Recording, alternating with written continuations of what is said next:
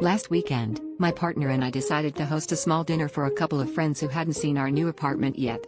We spent all morning cleaning, lighting candles, and arguing about whether it was acceptable to hide clutter in the bathtub.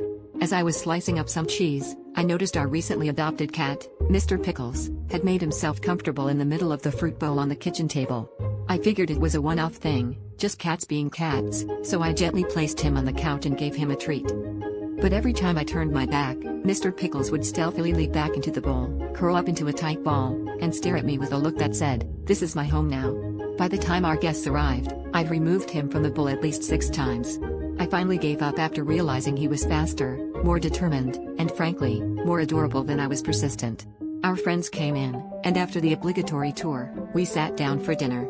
Right in the center of the table, Mr. Pickles lounged proudly among the apples and bananas, looking like some kind of furry garnish.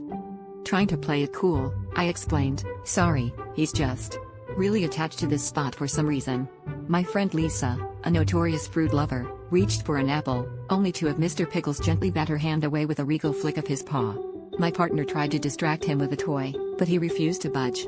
At this point, it was clear that the cat had claimed the bowl, and our fruit platter had become more of a cat charcuterie. Eventually, our guests started making jokes about it. Is he organic? Does he count as a serving of fiber? But when dessert rolled around and I brought out a tray of actual persimmons, everyone burst out laughing. Honestly, I said with a sigh, it's gotten to the point where every time guests come over, they get a serving of persimmons.